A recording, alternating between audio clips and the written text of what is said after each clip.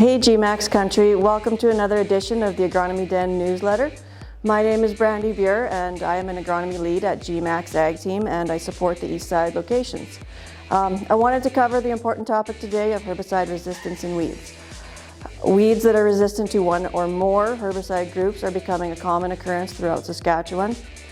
A quick list of some of the challenges that we are facing right now are Group 1 and 2 resistance in wild oats. And sometimes even having both 1 and 2 resistance in the same group or same population of wild oats. Kochia that is resistant to Group 2 and 9, and even a few reported cases of some Group 4 resistance as well. Cleavers that are resistant to Group 2s, and last but not least, Group 2 resistance in both wild mustard and stinkweed. It's extremely important that we tackle these problems in a preventative manner. Any grower that I have talked to that has had this issue on his farm will say that he definitely wishes that he had addressed it years ago so that he didn't have to deal with these issues now. By taking preventative action, we can save ourselves a lot of headache, a lot of stress, and a lot of money in the future. Once herbicide resistance is present in our field, choices become difficult, yields are reduced, and in extreme cases, we could have to take certain crops right out of our rotation because we no longer have options left for weed control on those crops. So what can we do? Well, there is a lot of things that we can do. Firstly, we can have a plan.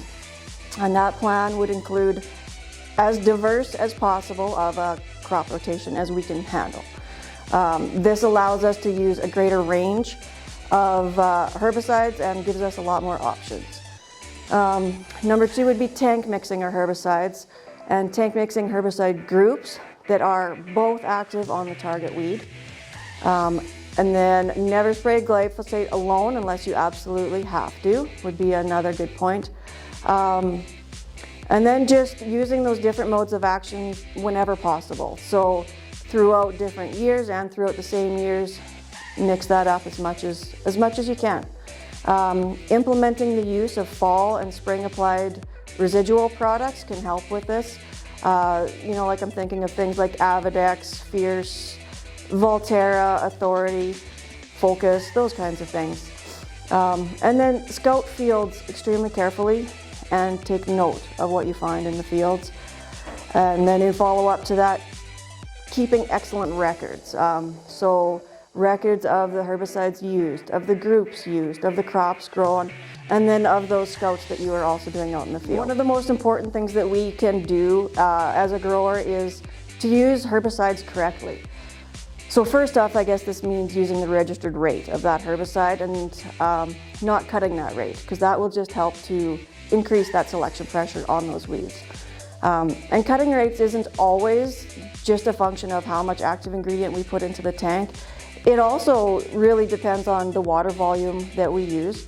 So if we're not getting the proper coverage on those weeds, technically we are reducing our herbicide rate. The same goes for water quality.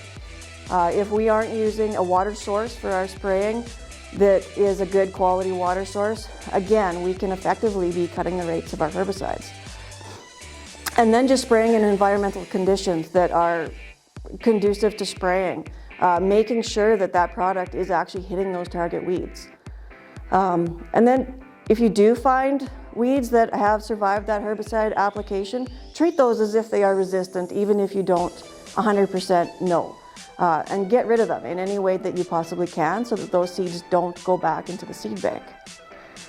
And then lastly, but definitely not least, is have a solid agronomic plan to grow a vigorous and healthy and high-yielding crop, because really the best weed control available is from a competitive crop.